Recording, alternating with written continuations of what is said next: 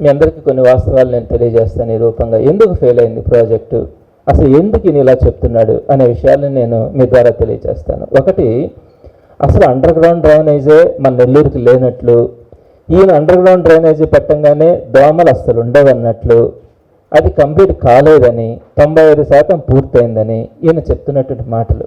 నేను మీకు వాస్తవాలు తెలియజేస్తున్నాను. 70 సంవత్సరాల క్రితమే నెల్లూరులో అండర్ గ్రౌండ్ డ్రైనేజ్, అప్పట్లో పూర్తి ఏరియా, ఇప్పట్లో సగం ఏరియాకి అండర్ గ్రౌండ్ డ్రైనేజ్ ఉంది. 44, 45, 46, 47 నుంచి 52 డివిజన్ దాకా 19, 20, 38 డివిజన్లు. అంటే సిటీలో 13 డివిజన్స్, సిటీలో ఉండేది 28 డివిజన్లు. 13 డివిజన్స్లో అండర్ గ్రౌండ్ డ్రైనేజ్ మనకి 1952, అంటే 70 సంవత్సరాల నుంచి అండర్ గ్రౌండ్ డ్రైనేజ్ ఉంది. దీంట్లో నారాయణ గారు ఎక్కడ కూడా టచ్ కూడా చేయలేదు దాన్ని, అది విజయవంతంగా ఉందని అలానే కంటిన్యూ చేస్తున్నారు. ఈయన చేసింది మిగతా 15 డివిజన్స్లో, నెల్లూరు నగర నియోజకవర్గం గురించి చెప్తున్నాను, మిగిలిన 15 నియోజకవర్గంలో అండర్ గ్రౌండ్ డ్రైనేజ్ వేయడానికి ప్రారంభించాడు. అంటే 1952లో, అంటే 70 సంవత్సరాల క్రితం అండర్ గ్రౌండ్ డ్రైనేజ్ని మనము 50% నగర నియోజకవర్గం ఏరియాలో మనం సక్సెస్ఫుల్గా రన్ చేసుకుంటున్నా. ఈయన ఇన్ని వందల కోట్ల ఖర్చు పెట్టి 3 సంవత్సరాలు పనిచేసి కనెక్షన్స్ ఇవ్వలేకపోయినాడు ఒకటి కూడా. సో ఈయన అండర్ గ్రౌండ్ డ్రైనేజీ నేనే తెచ్చాను, నేను లేకపోతే అండర్ గ్రౌండ్ డ్రైనేజ్ లేదు అనే పదాన్ని ఆయన మాట్లాడుతున్నారు కదా, అది మొట్టమొదటి తప్పు. ఇకపోతే రెండవది, ఈయన 2015లో కేవలం ఈ పబ్లిసిటీ కోసం పనులు చేసినట్టుగా ఈ 830 కోట్ల 11% వడ్డీతో చేసినటువంటిదంతా కూడా వృధా చేశారు అన్నదానికి నేను మీతో 2 విషయాలు చెప్తాను. ఒకటి, ఆయన అండర్ గ్రౌండ్ డ్రైనేజ్ని, వాటర్ ఫెసిలిటీని ఇవ్వాలా అనుకున్నప్పుడు ఒక ఏరియా తీసుకొని రోడ్ని క్లియర్గా క్లీన్ చేసి వాటర్ పైపులు, డ్రైనేజ్ పైపులు వేసి పైన రోడ్ వేసేస్తుంటే అక్కడికక్కడ కనెక్షన్స్ ఇచ్చేసుకుంటే ఆ ఏరియా కంప్లీట్ అయిపోతుంది. కానీ దానికి ఆయనకి భిన్నంగా ఏం చేస్తున్నారంటే, మొదట అండర్ గ్రౌండ్ డ్రైనేజ్ కోసం గాడులు తవ్వించినారు, రోడ్లు బ్లాక్ చేసి పైపులు వేశారు. మళ్ళీ కొంతకాలం తర్వాత మళ్ళీ రోడ్లు బ్లాక్ చేసి మళ్ళీ రోడ్లను కట్ చేసి వాటర్ పైపులు వేసినారు. మరలా కొంతకాలం తర్వాత పూర్తిగా రోడ్లు వేయాలని చెప్పి మొత్తం జేసీబీలు పెట్టి లోడి ఆ పైన రోడ్లు వేయడానికి టార్గెట్లు పెట్టి వేయించినారు హడావిడిగా. అలా వేసేటప్పుడు ఎక్కడైతే మూడోసారి తవ్వారో, ఎప్పుడైతే అప్పుడే అండర్ గ్రౌండ్ డ్రైనేజ్ పైపులు, వాటర్ పైపులు వేసినారో, ఈ వాటర్ పైపులు లాగేసేసి ఆ జేసీబీతో చేసేటప్పుడు తర్వాత ఈ మ్యాన్ హోల్స్ కానీ, అదేవిధంగా ఈ ఇన్స్పెక్షన్ ఛాంబర్స్ అని ఉంటాయి అండర్ గ్రౌండ్ డ్రైనేజీకి, అవి ఓపెన్ చేస్తున్నాయి. వీళ్ళు నైట్ టైం జేసీబీతో పనిచేసినప్పుడు ఈ మ్యాన్ హోల్స్, ఈ ఇన్స్పెక్షన్ ఛాంబర్స్ చాలా దగ్గరలో పూడిపోయినాయి. వాటర్ పైపుల్ని వీళ్ళు జేసీబీతో లాగేయడం వల్ల అవి చాలా వరకు వచ్చేసినాయి. దాని మీద వీళ్ళు రోడ్లు వేసినారు. ఈ విధంగా వేసిన దానివల్ల వేసుకుంటూ వెళ్ళిపోయినారు. ఇప్పుడు అండర్ గ్రౌండ్ డ్రైనేజ్ను ఒకసారి తవ్వినారు, వేసినారు, మళ్ళీ వాటర్ పైపులను ఒకసారి తవ్వినారు, వేసినారు, మళ్ళీ పూర్తిగా తవ్వి మళ్ళీ రోడ్లు వేసినారు. ఇక్కడ కూడా ఇంత చేసేటప్పుడు ఈ అండర్ గ్రౌండ్ డ్రైనేజీకి కానీ ఇళ్ళకి కనెక్షన్స్ ఇవ్వాలా అన్నది ఆలోచించాల, వాటర్కి కూడా ఇళ్ళకి కనెక్షన్స్ ఇవ్వాలా అన్నది ఆలోచించాల. ఈ పనులు చేసేటప్పటికి కింద పైపులన్నీ డ్యామేజ్ అయ్యి ఈరోజు వాటర్ వదిలితే మున్సిపల్ వాటర్ అంతా కూడా ఈ పైప్ లైన్స్ నుంచి ఎక్కడికక్కడ డ్రైనేజ్లో కలిసిపోతూ వాటర్ వచ్చే పరిస్థితి కనిపించట్లేదు. మ్యాన్ హోల్స్, ఇన్స్పెక్షన్ ఛాంబర్స్ పూడిపోయినాయి. అవి ఎక్కడ ఎన్ని పూడిపోయినాయి కూడా తెలియని పరిస్థితి.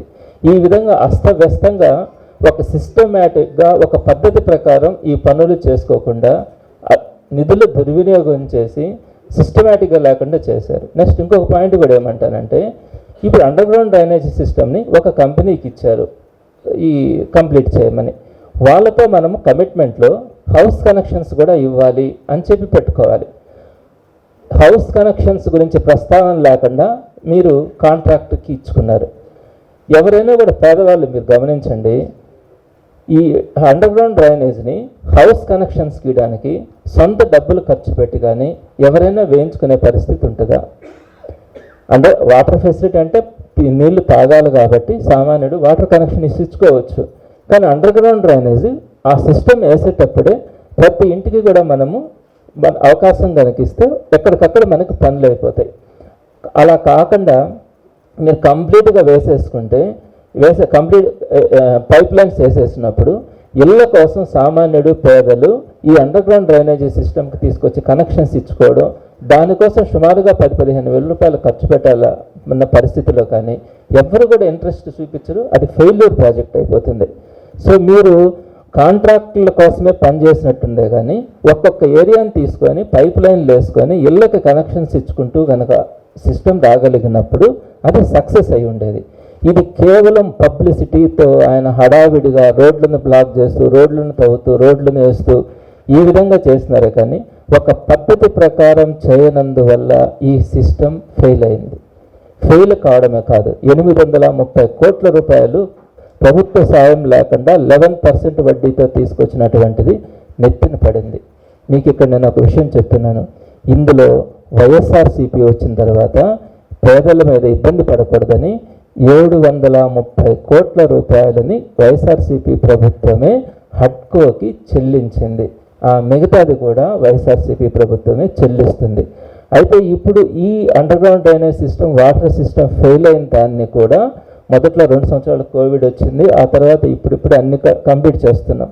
దీన్ని కంప్లీట్ చేయడానికి ఇంకా చాలా పెద్ద ప్రాజెక్ట్ అవసరమయ్యే పరిస్థితి ఉంది. దాని మీద ఈ మధ్య అంతా కూడా దీన్ని రివ్యూ చేయించారు. దీన్ని ఎలా మనం కంప్లీట్ చేయాలన్న దాని మీద. అయితే దీనికి ఎక్స్పెండిచర్ కానీ టైం కానీ చాలా తీసుకునే పరిస్థితి ఉంది. కాబట్టి ఇప్పుడు హడావిడిగా దాన్ని తీసుకోవడం కంటే నెక్స్ట్ గవర్నమెంట్ వచ్చినప్పుడు ఇది పూర్తిగా తీసేసి మరలా వేయడమా, లేకపోతే ఎక్కడెక్కడ ఏమేమి ప్రాబ్లమ్స్ ఉన్నాయి అని అనేది ఎక్స్పర్ట్స్ని పెట్టి దాన్ని చూసి దాన్ని కంప్లీట్ చేయడానికి ప్రభుత్వం ప్రయత్నిస్తుంది. మీరు ఒక్కసారి చూడండి, ఎంత నిర్లక్ష్యంగా ఆయన చేసినటువంటి పనులు మన మీద ఎంత భారాన్ని మోపాయి. చేశాడు. నేనే అభివృద్ధి చేసినాను, ఇదంతా నాదే. 50% ఏరియాని 1950లో పూర్తి చేసుకున్న వాళ్ళము ఇప్పుడు ఇంత తక్కువ చేసి ఈ డబ్బుల్ని ఖర్చు పెట్టి ఉపయోగం లేని పనులు చేసి నా వల్లనే అభివృద్ధి అయింది అని చెప్పుకుంటున్నారంటే ఎంత బాధపడాల్సిన అంశం అన్నది మీరు ఆలోచించాలి. అదేవిధంగా చాలా దగ్గరలో అండర్గ్రౌండ్ డ్రైనేజ్ ఒక లెవెల్ తీసుకోకుండా వేసిన దానివల్ల మ్యాన్ హోల్స్ మీరు చూడొచ్చు, రోడ్ల కంటే పైకి వచ్చినాయి. కరెక్ట్గా లెవెల్స్ తీసుకోకుండా అండర్గ్రౌండ్ డ్రైనేజ్ సిస్టమ్ తీసుకోవడం వల్ల అవి చాలా ఇబ్బందికరంగా కూడా ఉన్నాయి. అట్లనే ఈ 400 crores ఖర్చు పెట్టి వాటర్ ఫెసిలిటీ ఏదైతే అనుకున్నారో అప్పు చేసి తీసుకొచ్చినారో దాంట్లో కూడా ఇళ్ళకి కనెక్షన్స్ ఇవ్వాలా అన్న ఆలోచన లేదు. దాన్ని కూడా పైప్ లైన్ లేడు, ఆ పైప్ లైన్లు కూడా పగిలిపోయినాయి. ఇళ్ళకి వేసేటప్పుడు కూడా వాళ్ళ సొంత ఖర్చులతో వేసుకోవాలి. అదేవిధంగా వీటన్నిటి కోసంగా మళ్ళీ మెయింటెనెన్స్ కోసం కానీ అప్పులు తీర్చడానికి కోసం కానీ ఒక బాత్రూమ్కి ఇంతని కలెక్ట్ చేయాలా, అదేవిధంగా ట్యాప్కి ఇంతని ఖర్చు చేయాలా, ఎన్ని లీటర్లకి ఇంతని ఖర్చు చేయాలని చెప్పి డిపిఆర్ కూడా తయారు చేశారు. అవన్నీ సాధ్యమా? సామాన్యుల దగ్గర అండర్గ్రౌండ్ డ్రైనేజీకి బాత్రూమ్కి ఇంతని తీసుకోవాలంటే అవన్నీ సాధ్యమయ్యే పనుల? వీటిని అంటారా అభివృద్ధి అని? ఎలా చెప్తున్నారు నారాయణ సార్ మీరు అభివృద్ధి చేశానని? అదేవిధంగా రెండో పాయింట్ ఆయన చెప్పేది ఎండ్ టు ఎండ్ రోడ్స్ అని చెప్తారు. నేను కొత్తగా తీసుకొచ్చినాను, నేను ఇతర దేశాల్లో చూసినాను, ఇక్కడికి వచ్చి ఎండ్ టు ఎండ్ రోడ్లు వేసినానని. అసలు ఈ ఎండ్ టు ఎండ్ రోడ్ల గురించి అవగాహన ఉండాలి. మన ఏరియాకి, మన ప్రాంతానికి ఎండ్ టు ఎండ్ రోడ్లు అన్నది సరికాదు. ఎందుకు కాదు? ఒకటి, మనం రోడ్ల పక్కన చెట్లు వేసుకోవాలి. మన టెంపరేచర్కి చెట్లు వేసుకునే పరిస్థితి ఉండదు. 2, ఎలక్ట్రికల్ పోల్స్. కొత్తగా ఇల్లు కట్టుకుంటూ ఉంటాం, ఎక్కడన్నా ఇల్లు కట్టుకోవాలంటే ఎలక్ట్రికల్ పోల్స్ అడ్జస్ట్ చేసి ఇంటికి అడ్డంగా వస్తాయి, మార్చుకోవాలా అంటే ఎలక్ట్రికల్ పోల్స్కి మళ్ళా రోడ్లను పగలగొట్టాల్సి వస్తుంది. నెంబర్ 3, ఈ సైడ్ కాలువలు డ్రైన్ వాటర్ పోవడానికి కానీ ఇవి డ్రైన్ కాలువలు ఉంటాయి, వాటిని ఎక్స్టెండ్ చేసుకోవడానికి సమస్యలు వస్తూ ఉన్నాయి. ఇవన్నీ కాకుండా వాటర్ పడినప్పుడు ఆ వాటర్ లోపలికి పీల్చుకోవడానికి, భూమిలోకి ఇంకడానికి మనకు అక్కడ ప్లేస్ లేకుండా ఆ వాటర్ అంతా కూడా రోడ్స్ని హైట్ చేసేయడం వల్ల ఆ వాటర్ అంతా ఇళ్లలోకి వచ్చేస్తూ ఉండే నీళ్ళన్నీ కూడా. చాలా ప్రాంతాలలో లెవెల్ చూసుకోకుండా ఈ రోడ్లు వేసి ఎండ్ టు ఎండ్ రోడ్లు వేసి సైడ్ కాలువలు లేకుండా ఉన్నందువల్ల ఆ రోడ్స్ ఆ నీళ్ళన్నీ కూడా ఇళ్లలోకి వచ్చేస్తూ ఉన్నాయి. సో చెట్లు వేసుకోలేకపోవడం, పోల్స్ వేసుకోలేకపోవడం, కాలువలు ఎక్స్టెండ్ చేసుకోలేకపోవడం, ఇలాంటి అనేకమైనటువంటి సమస్యలు ఈ ఎండ్ టు ఎండ్ రోడ్ల ద్వారా వస్తున్నాయి.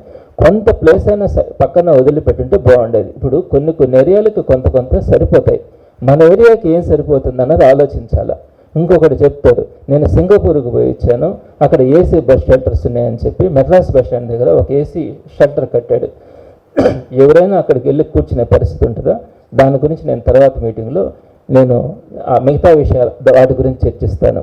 సో ఈ విధంగా ఆయన చేసినటువంటి పనులు చాలా అస్తవ్యస్తం. అండర్ గ్రౌండ్ డ్రైనేజ్ కానీ, వాటర్ సిస్టమ్ కానీ, రెండోది రోడ్స్ విషయంలో కానీ. అసలు ఆయన మళ్ళీ ఇవన్నిటితో పాటు ఏం చెప్తారు, అభివృద్ధి నేను చేసినానని చెప్తారు. అసలు నెల్లూరుకి కరెక్ట్గా అభివృద్ధి చేసింది ఏం జరిగింది అనే దానికంటే ముందు నేను ఒకటి చెప్తాను. కేంద్ర ప్రభుత్వం 2016 సంవత్సరంలో దేశవ్యాప్తంగా కొన్నింటిని స్మార్ట్ సిటీలుగా సెలెక్ట్ చేసింది. ఆ స్మార్ట్ సిటీలుగా తీసుకుంటున్నప్పుడు ఆ స్మార్ట్ సిటీల్లో మొత్తం కేంద్ర ప్రభుత్వ నిధులతోనే వాటర్ ఫెసిలిటీ కానీ, అండర్ గ్రౌండ్ డ్రైనేజీ కానీ, ఎలక్ట్రిఫికేషన్ కూడా భూమి లోపల ఎలక్ట్రిఫికేషన్ ఇవ్వడం కానీ, ఫ్లైఓవర్లు కానీ అంతా కూడా కేంద్ర ప్రభుత్వం ప్రతి రూపాయి కూడా వాళ్ళే ఖర్చు పెట్టి ఆ స్మార్ట్ సిటీని డెవలప్ చేశారు. అప్పుడు మన రాష్ట్ర మున్సిపల్ మంత్రి ఎవరున్నారు, నారాయణ గారు ఉన్నారు. కేంద్ర మున్సిపల్ మంత్రి ఎవరున్నారు, ముప్పవరపు వెంకయ్యనాయుడు గారు, మన నెల్లూరు జిల్లా వాసి ఉన్నారు. ఇద్దరు పట్టణాభివృద్ధి శాఖ మంత్రులు మన నెల్లూరు వాళ్ళే, రాష్ట్ర మున్సిపల్ శాఖ, కేంద్ర మున్సిపల్ శాఖ. వీళ్ళు ఉన్నప్పుడు మన నెల్లూరుని స్మార్ట్ సిటీగా చేయించుంటే, పుట్టిన గడ్డ మీద మమకారం అని మాట్లాడతారు ఆయన, అది ఉండుంటే ఈ నెల్లూరుని స్మార్ట్ సిటీగా ప్రకటించుంటే మొత్తం కేంద్ర ప్రభుత్వం డెవలప్ చేసి ఉండేది. అప్పుడు ఏమేం చేస్తున్నారు స్మార్ట్ సిటీలుగా ఆంధ్రాలో? తిరుపతి, విశాఖపట్నం, కాకినాడ, అమరావతి, వీటన్నిటిని స్మార్ట్ సిటీలుగా తీసుకున్నారు. మీరు ఒక్కసారి తిరుపతికి వెళ్ళి చూడండి, అత్యద్భుత నగరంగా కనపడుతుంది. బ్రహ్మాండమైనటువంటి water facility, under ground drainage, electrification మొత్తం కూడా భూగర్భంలో పెట్టారు. నెక్స్ట్ అడుగడుగున ఫ్లైఓవర్స్, అద్భుతమైనటువంటి రోడ్స్, ఇంత చక్కగా తిరుపతి కనపడుతుంది. ఎందుకని? స్మార్ట్ సిటీగా కేంద్ర ప్రభుత్వం తీసుకొని దాన్ని డెవలప్ చేసింది. డెవలప్మెంట్ అంటే అది. పుట్టిన గడ్డ మీద మమకారం ఉంటే అది చేయించుకొని ఉంటే రూపాయి అప్పు లేకుండా పనులన్నీ కేంద్రం చేసి ఉండేది. మీరు ఒక్క రూపాయి రాష్ట్ర ప్రభుత్వ కేంద్ర ప్రభుత్వాల నుంచి తీసుకురాకుండా పూర్తిగా అప్పులు చేసి, అది కూడా పబ్లిసిటీ కోసం పనులు చేసి ఉపయోగం లేకుండా తయారు చేసినటువంటి వారు నారాయణ సార్. అలాంటిది మీరు వైసీపీ ప్రభుత్వాన్ని పదే పదే విమర్శించడం, అసలు వైసీపీ ప్రభుత్వం ఏం చేసింది అని వెటకారంగా మాట్లాడతారు. దానికి నేను చెప్తాను ఆన్సర్. మనం చేసింది, నేను ఆయన ఎక్కడెక్కడ చేసినట్టు అన్ని నెల్లూరు సిటీలో పోటీ చేసి చెప్పుకుంటున్నారు. నేను ఇప్పుడు చెప్తున్నాను, ఆయన పోటీ చేస్తున్న నెల్లూరు సిటీ నియోజకవర్గంలో జరిగిన పనుల గురించి మాత్రమే మాట్లాడతాను. ఒకటి, మనము 100 కోట్లతో సర్వేపల్లి కెనాల్ శాశ్వత రిబిట్మెంట్ చేసుకున్నాం. అది ఇప్పుడిప్పుడే ఇంకొక నెల లోపల పూర్తి అవుతుంది, బ్యూటిఫికేషన్తో సహా. ఎక్సలెంట్గా వస్తుంది ఆ ప్రాంతం అంతా. ఒకప్పుడు అది మురికి పట్టి అక్కడ ఎట్లాంటి పరిస్థితులు ఉంటాయో మీకు తెలుసు. 100 కోట్లతో సర్వేపల్లి కెనాల్కి శాశ్వత రిబిట్మెంట్. ఇంకొక 100 కోట్లతో అద్భుతంగా జాఫర్ సాహెబ్ కెనాల్ రిబిట్మెంట్. 105 కోట్లతో వెంకటేశ్వరపురం పెన్నా రీటైనింగ్ వాల్. ఎప్పుడు కూడా పెన్నా ఫ్లడ్స్ వస్తే పాపం అక్కడ వెంకటేశ్వరపురం ప్రజలు వాళ్ళ ఇళ్లలోకి నీళ్ళు వచ్చి అర్ధరాత్రి రోడ్ల మీదకి వచ్చేవాళ్ళు. వాళ్ళకి శాశ్వతంగా పెన్నా రీటైనింగ్ వాల్. 110 కోట్లతో పెన్నా 2వ బ్రిడ్జ్ పనులు కూడా ప్రారంభమైనాయి, ఆ పనులు తెచ్చుకున్నాం. 40 కోట్లతో రామలింగాపురం ఫ్లైఓవర్ బ్రిడ్జ్. 90 కోట్లతో నెల్లూరు బ్యారేజీ పనులు పూర్తి. అంటే వైఎస్ఆర్సీపీ ప్రభుత్వంలోనే 90 కోట్లు ఖర్చు పెట్టాను. దానికి ముందు రాజశేఖర రెడ్డి గారు కొంత పెట్టున్నారు. పెన్నా బ్యారేజ్ అది కంప్లీట్ చేయడం వల్ల సాగునీరు, అదేవిధంగా వ్యవసాయ నీరు రెండింటికి కూడా నెల్లూరు జిల్లాకి మీద బాధపడాల్సిన అవసరం లేదు. అలానే 32 కోట్ల ఖర్చు పెట్టి 35 కోట్ల ఖర్చు పెట్టి 32 మున్సిపల్ పాఠశాలలని మనం అద్భుతంగా అభివృద్ధి చేసుకున్నాం. మీరు ఒక బీబీఎస్ స్కూల్ని చూడొచ్చు ఎలా ఉందన్నది. 20 కోట్లతో 34 పార్కుల్ని డెవలప్ చేసుకున్నాం. 150 కోట్లతో రోడ్స్, డ్రైన్స్, ఎక్కడెక్కడ వ్యాకెన్సీస్ ఉన్నాయో వాటన్నిటిని చక్కగా వేసుకున్నాం. 15 కోట్లతో షాదీ మంజిల్ కోషా హాస్పిటల్కి మనం ఏర్పాటు చేసుకున్నాం. 10 కోట్ల ఖర్చుతో 11 అర్బన్ హెల్త్ క్లినిక్స్ను కట్టుకున్నాం. 101 కోట్లతో 132 కేవీఏ సబ్స్టేషన్లు, 33/11 కేవీఏ సబ్స్టేషన్లని పెట్టుకోవడం వల్ల మనం ఈరోజు ప్రశాంతంగా కరెంటు పోతుంది అనే భయం లేకుండా ఉండగలుగుతాం. 600 కోట్ల విలువైన ఇళ్ల స్థలాలు పేద ప్రజలకు ఇచ్చుకున్నాం. కపాడిపాలెన్ని ఇంతకుముందు అసలు పట్టించుకోకపోతే 2.5 కోట్లతో అక్కడ రోడ్స్ కానీ అన్నీ డెవలప్ చేసుకున్నాం.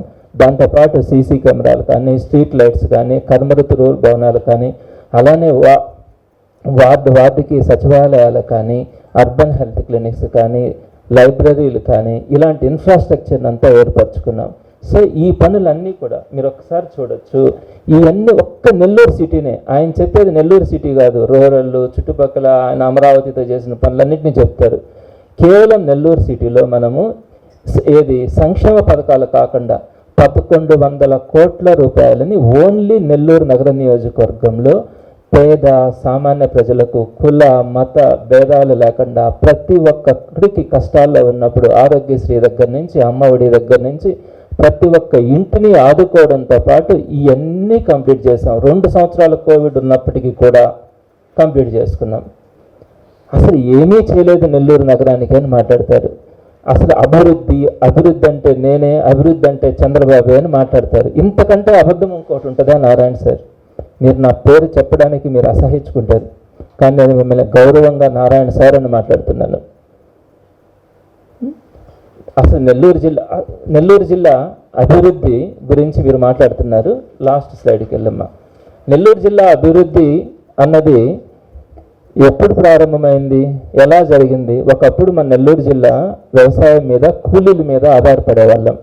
అలాంటి పరిస్థితుల్లో నెల్లూరు జిల్లా అభివృద్ధి అయింది. ఈరోజు నెల్లూరు జిల్లా ప్రజలు సంతోషంగా ఉన్నారు అంటే రాజశేఖర రెడ్డి గారు 2007, 2008, 2009 ఈ 3 సంవత్సరాల్లో ప్రారంభించిన కృష్ణపట్నం పోర్టు కావచ్చు, శ్రీ సిటీ కావచ్చు, మేనకూర సెజ్ కావచ్చు, మాస్ ఫ్యాబ్రిక్ పార్కులు కావచ్చు, మాంబట్టు సెజ్ కావచ్చు, అపాచీ సెజ్ కావచ్చు, కృష్ణపట్నం సెజ్ కావచ్చు, ఇఫ్కో కిసాన్ సెజ్ కావచ్చు, మనకంటూ ఒక యూనివర్సిటీని ఇచ్చిన విక్రమసింహపురి యూనివర్సిటీ కావచ్చు, నెల్లూరుకు ఒక ప్రభుత్వ మెడికల్ కాలేజీ ఉండాలి అని ప్రభుత్వ మెడికల్ కాలేజీ కావచ్చు, వాకాడు స్వర్ణముఖి బ్యారేజ్ కావచ్చు, ఇవన్నీ కూడా నాడు రాజశేఖర రెడ్డి గారు ప్రారంభించి పూర్తి చేసినటువంటి పనులు వీటి వల్ల ఈరోజు ఉద్యోగం వచ్చింది, భూముల రేట్లు పెరిగినాయి.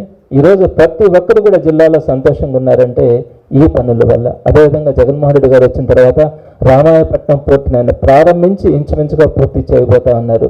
జువ్వల దిన్నె హార్బర్, ఫిషింగ్ హార్బర్ని ప్రారంభించి పూర్తి చేశారు. నెల్లూరు బ్యారేజీ, సంగం బ్యారేజీ, 2 బ్యారేజీలని మన నెల్లూరు జిల్లాలో రాజశేఖర రెడ్డి గారు సగం పనులు చేస్తే ఆ మిగిలిన సగం పనుల్ని ఈరోజు జగన్మోహన్ రెడ్డి గారు పూర్తి చేసి ఇక్కడ ఒక 90 కోట్లు, అక్కడ ఒక 100 కోట్లు ఖర్చు చేసి ఆ రెండింటిని పూర్తి చేసి సాగు, అదేవిధంగా వ్యవసాయ నీరుని మనకు సమృద్ధిగా అందించినటువంటి ఘనత వైఎస్ ఫ్యామిలీది. అలానే సూక్ష్మ మధ్య తరహా పరిశ్రమలు, ఎంఎస్ఎంఈ, ఈ ఎంఎస్ఎంఈ పార్కులకి అప్పట్లో చంద్రబాబు నాయుడు గారు దీన్ని పూర్తిగా ఇగ్నోర్ చేసి వీళ్ళకి ఇస్తామని చెప్పినటువంటి బెనిఫిట్స్ అన్నింటినీ కూడా పసుపు కుంకుమకు ఇచ్చి ఎంఎస్ఎంఈ పార్కుల్ని ఇబ్బంది పెడితే అదే జగన్మోహన్ రెడ్డి గారు ఎంఎస్ఎంఈ పార్కుల అభివృద్ధికి రెగ్యులర్గా వాళ్ళకి కావాల్సినటువంటి అప్ టు 1.5 crore వరకు ఒక్కొక్కరికి బెనిఫిట్ అంటే రాయితీని ఇస్తూ వారందరినీ కూడా ఆదుకుంటూ ఈరోజు ఎంఎస్ఎంఈ పార్కులు 6,000 ఎంఎస్ఎంఈ పార్కులు రిజిస్టర్ అయినాయి నెల్లూరు జిల్లాలో. అలానే సచివాలయాలు కానీ, విలేజ్ హెల్త్ క్లినిక్లు కానీ, ప్రైమరీ అర్బన్ హెల్త్ క్లినిక్లు కానీ, రైతు భరోసా కేంద్రాలు కానీ, ఇలా అడుగడుగున మనకి అభివృద్ధి కనిపించిందంటే అది ఆ రోజు రాజశేఖర రెడ్డి గారు ఆలోచనలు, లేదనుకుంటే ఈరోజు జగన్మోహన్ రెడ్డి గారు ఆలోచనలు. వీటి వల్ల నెల్లూరు జిల్లా అభివృద్ధి అయిందా? మీరు 830 కోట్ల అప్పు చేసి అండర్ గ్రౌండ్ డ్రైనేజ్ వాటర్ సిస్టమ్ని ఒక్క ఇంటికి కూడా కనెక్షన్ ఇవ్వలేని పరిస్థితుల్లో మీరు అభివృద్ధి ప్రదాతలాగా మీరు మాట్లాడతారా? మాట్లాడడానికి అర్థం ఉండాలండి. మీరు చెప్పింది వినడానికి, వింటూ ఉండడానికి నెల్లూరు జిల్లా ప్రజలు కొంత అమాయకులని మీరు అనుకోవచ్చు. మీకు అది అలవాటు, అబద్ధాలు చెప్పడం అన్నది మీకు అలవాటు. వాస్తవాలు తెలుసుకుందాం. ఇదొక్కటే కాదు, మీరు చేసినటువంటి ప్రతి అంశంలోనూ మీరు మాట్లాడుతున్నారు కాబట్టి ప్రతి అంశంలోనూ నేను రాబోయే రోజుల్లో ప్రతి దాని గురించి క్లియర్ డేటాతో, ఏ ఒక్కటి కూడా కాదు, డిపిఆర్లతో సహా తీసుకొని మాట్లాడుతున్నాను. ప్రతి ఒక్క డిపార్ట్మెంట్కి వెళ్ళి వాటిలో ఉన్నటువంటి నిజమైనటువంటి అంకెలను తీసుకొచ్చి మీ ముందు మాట్లాడుతున్నాను. నేను ఎక్కడా కూడా మిమ్మల్ని రెండో మాట మాట్లాడట్లేదు. మీరంటే నాకు వ్యక్తిగతమైన గౌరవం ఉంది. కానీ మీరు చెప్తున్నటువంటి అబద్ధం మాత్రం, అభివృద్ధి అన్నది మీరు చెప్పింది అబద్ధం, ప్రజలకు చేసింది మోసం అనే వివరాలను చెప్పడానికి మాత్రం నేను ఏ క్షణం కూడా ఆలోచించను. వాటన్నిటిని కూడా ప్రజల దగ్గరికి తీసుకెళ్తాను. ఇంకొక పాయింట్ కూడా చెప్తాను. ఇంకొక స్లైడ్ వెనక్కి వెళ్ళమ్మా. వైఎస్ఆర్సీపీ ప్రభుత్వంలో నెల్లూరు నగర అభివృద్ధి గురించి చెప్పాను. వైఎస్ కుటుంబ హయాంలో నెల్లూరు జిల్లా అభివృద్ధి గురించి చెప్పాను. నెల్లూరు నగరం నిజంగానే అభివృద్ధి చెందిందా? మీరు కొన్ని చెప్పినారు కదా అంటారు. కొన్ని ఎగ్జాంపుల్స్ చెప్తాను. 2022లో సఫాయి మిత్ర సురక్ష ఛాలెంజ్లో భారతదేశంలో నెల్లూరు కార్పొరేషన్ మొట్టమొదటి స్థానం నిలిచి 10 కోట్ల ప్రైజ్ మనీ మనం తెచ్చుకున్నాం. ఇది నిజమా కాదా? మీ అందరికీ తెలుసు. ఏ ప్రభుత్వంలో వచ్చింది అవార్డు? వైఎస్ఆర్సీపీ ప్రభుత్వంలో వచ్చింది. రెండోది, 2023లో మనము పరిశుభ్రతని పెంచి కాలుష్యాన్ని తగ్గించడం వల్ల national clean air programme survey చేసినప్పుడు మనకి హయ్యెస్ట్ ర్యాంక్ రావడం వల్ల 6.98 కోట్ల రూపాయల ఇన్సెంటివ్ కేంద్ర ప్రభుత్వం మనకి ఇచ్చింది. టీడీపీ గవర్నమెంట్లో ఎప్పుడైనా మనం అంత నాణ్యతను పాటించామా? కార్పొరేషన్ అంత చక్కగా అభివృద్ధి చేసుకున్నామా? మూడో పాయింట్, అన్ని విషయాలలో ఒక ర్యాంకింగ్ ఇస్తారు. భారతదేశంలో ఒక్కొక్క సిటీకి ఒక్కొక్క ర్యాంక్ ఇస్తారు. క్వాలిటీ విషయంలో ఆల్ ఆస్పెక్ట్స్ తీసుకుంటారు. నారాయణ గారు మున్సిపల్ మంత్రిగా ఉన్నప్పుడు ఆయన దిగిపోయే రోజుకి మనం 109వ ర్యాంకులో ఉంటే అది ఈ రోజుకి 60వ ర్యాంకుకి వచ్చింది. ఎవ్రీ ఇయర్ మనం ర్యాంక్ మెరుగుపరుచుకుంటా ఉన్నాం ఈ 5 సంవత్సరాలలో. ఇప్పుడు నాకు తెలిసి ఇంకా బెస్ట్ ర్యాంకుకి వచ్చాం, లేటెస్ట్గా వచ్చే దాంట్లో.